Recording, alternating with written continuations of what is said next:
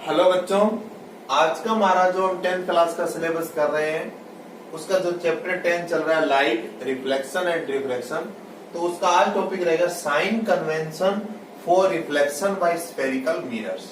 तो कुछ उसी तरह की हम साइन कन्वेंशन है हम तब यूज करेंगे जब लेंसेज पढ़ेंगे इसी चैप्टर में आगे और रिफ्रैक्शन पढ़ेंगे। तो साइन कन्वेंशन का मतलब क्या है? देखिए, साइन का मतलब है पॉजिटिव और नेगेटिव, और कन्वेंशन का मतलब जो क्या परंपरा से क्या पहले से चला आ रहा है वो, यानी कब कौन सा साइन हमें पॉजिटिव लेना और कौन सा नेगेटिव। किसके साइन कह रहा हूं? इससे पहले वाले वीडियो में जैसे मैंने आपको मिरर फॉर्मूला बताया, मैग्निफिकेशन का बताया मिरर्स के लिए, ऐसे 3 फॉर्मूले मैंने आपको बताए थे इससे पहले वाले वीडियो में। वो आपने नहीं देखा तो आप देखना जरूर। तो इस फॉर्मूले में सबसे मेन बात क्या है कि जो V को, U को, F को, ये सारा समझाया था मैंने। U है ऑब्जेक्ट की डिस्टेंस, V है इमेज की डिस्टेंस, F है फोकल लेंथ, H जैसे इमेज की हाइट, H है ऑब्जेक्ट की हाइट। तो इनमें सारी की सारी जो वैल्यूज आपको रखनी होती है, कभी भी न्यूमेरिकल्स करेंगे आप, अभी हम आगे करेंगे इनके एग्जांपल्स, इन टेस्ट क्वेश्चंस, एक्सरसाइज, तो आपको बहुत अच्छे से क्लियर होगा कि कभी भी आप इनसे रिलेटेड क्या करेंगे, मिरर से रिलेटेड एग्जांपल्स करेंगे, कुछ न्यूमेरिकल्स करेंगे, तो आपको ये सारी वैल्यू साइन के साथ आपको हमेशा रखनी है। तो क्या क्या बात आप ध्यान रखेंगे? मैंने ये कॉनकेव मिरर के लिए ड्रॉ किया है ये समझाने के लिए, कॉन्वेक्स मिरर के लिए भी ये चीज हमेशा अप्लीकेबल रहेगी। तो क्या बताया, देखिए कि एक तरह से आप देखिए क्या बोलते हैं इसको, न्यू कार्टेजियन साइन कन्वेंशन, क्योंकि आपका जो कोऑर्डिनेट सिस्टम है आप क्या बोलते हैं उसको, उसी से रिलेटेड मैं आपको बता रहा हूँ। कार्टेजियन कोऑर्डिनेट सिस्टम जो होता है X X dash Y Y dash, आप 2 एक्सिस यूज करते हैं, तीसरी एक्सिस भी होती है जेड जेड डैश, उसकी यहाँ हमें जरूरत नहीं है, क्योंकि पहले देख चुके हैं कि जो रिफ्लेक्शन होता है उसमें इंसिडेंट रे, रिफ्लेक्टेड रे और normal at point of incidence, तीनों चीजें एक ही प्लेन के अंदर होती है, और एक प्लेन को एक्सप्लेन करने के लिए 2 एक्सिस काफी हैं। वो स्पेस में होता है तो उसके लिए एक और एक्सिस की जरूरत होती है जो आउट ऑफ द बोर्ड जैसे यहाँ पर होगा, उसकी अभी हमें यहाँ जरूरत नहीं है। तो जैसे ये ओरिजिन होता है तो इसमें ओरिजिन एक तरह से आप कंपेयर करके पढ़िए, क्या है एक तरह से ओरिजिन, पोल है। सारी डिस्टेंसेस आप कहां से मेजर करते हो? ओरिजिन से। तो इसमें सारी डिस्टेंसेस आपको कहां से मेजर करनी है? पोल से। All distances are measured from pole. Pole है उससे आपको क्या करना है, सारी की सारी जो डिस्टेंस है वो आपको मेजर करनी है।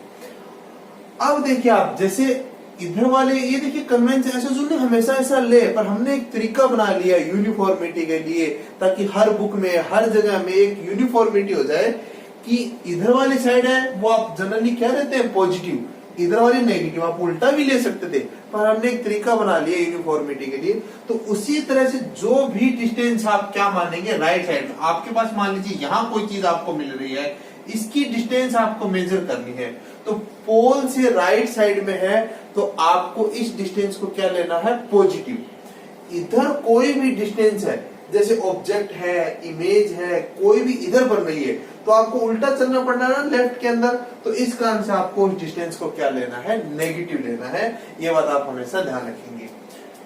तो ऐसा करने से क्या होगा, देखिए, और ये मैं पहले की वीडियो में बता चुका हूं कि लाइट की जो इंसिडेंस की डायरेक्शन होगी, हमेशा हम क्या मानेंगे वो यूनिफॉर्मिटी के लिए कि लाइट हमेशा कैसे आ रही, लेफ्ट टू राइट।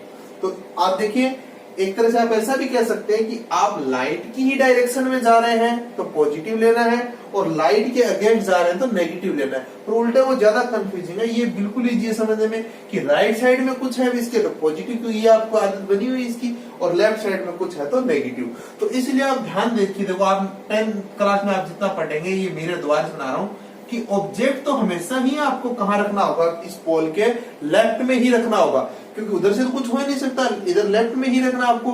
तो ऑब्जेक्ट की डिस्टेंस तो हमेशा याद कर लो, क्या लेनी होगी आपको, नेगेटिव लेनी होगी। अब इधर कहीं इमेज बनती है तो उस डिस्टेंस को नेगेटिव, इधर कहीं बने तो उसको पॉजिटिव। इसी तरह से जो हाइट है, अब देखिए वाई वाई डैश, इसमें क्या करते हैं आप, ऊपर की तरफ क्या लेते हैं, पॉजिटिव, और नीचे की तरफ क्या लेते हैं, नेगेटिव। तो इसी तरह से जो अपवर्ड हाइट होगी ऊपर की ओर उसको पॉजिटिव लेना है, और डाउनवर्ड कुछ भी हाइट है तो उसको नेगेटिव लेना है। तो ये ध्यान रखेंगे। उसी तरह से बिल्कुल सिंपल, उसी तरह से तो अपवर्ड हाइट पॉजिटिव लिखा है मैंने, डाउनवर्ड है तो नेगेटिव। डिस्टेंस टुवर्ड्स लैंड अभी समझा दिया है और लिखा हुआ भी आप देख लीजिए, ताकि जब आप उसको नोट करें तो आपको दिक्कत नहीं आए। ये किसकी डायरेक्शन है? इंसिडेंट लाइट की डायरेक्शन है। तो अब आप मुझे एक बात यहाँ से ये समझाइए कि जैसे ये मिरर है, कॉनकेव मिरर ही है यहाँ से, तो अब क्या है देखिए कि जो फोकस पॉइंट होता है या प्रिंसिपल फोकस हम जिसको बोले, तो हमेशा ही किधर होगा इसका तो बताइए। ये सब आपको बताया हुआ है, इसलिए मैं फटाफट इसको बना रहा हूँ कि जो लाइट रेज पैरेलल आती है वो एक कॉमन पॉइंट पर मिलती है, उसी को प्रिंसिपल फोकस कहते हैं। ये सारी डेफिनेशन मैंने आपको बताई एक वीडियो में, आप देखिए वो वीडियो जाकर अच्छे से, जो पहला वीडियो 10.1 नाम से बनाया है।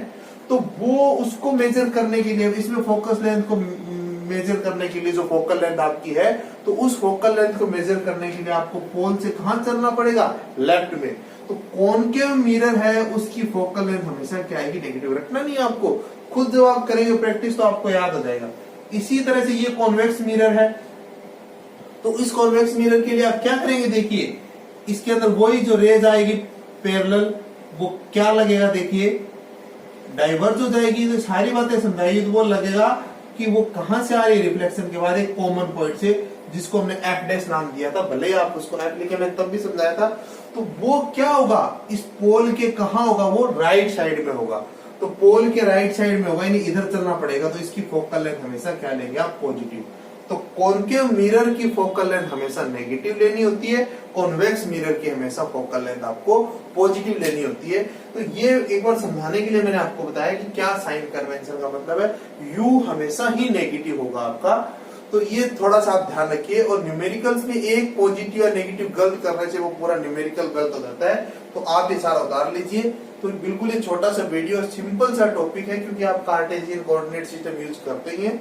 तो अब इसके बाद हम इन टेक्स्ट क्वेश्चंस और एग्जांपल्स की शुरुआत करेंगे नेक्स्ट वीडियो में। तो आप उनकी प्रैक्टिस कीजिए, और इसमें कोई भी आपको कंफ्यूजन हो तो कमेंट बॉक्स में लिख दीजिए, मैं एक्सप्लेन कर दूंगा। आज का वीडियो देखने के लिए थैंक यू। और अभी भी आपने मेरे चैनल को सब्सक्राइब नहीं किया है तो कर दीजिए, और बेल आइकन भी प्रेस कर दीजिए, ताकि नए वीडियो का नोटिफिकेशन तुरंत आपको मिल जाए। Thank you.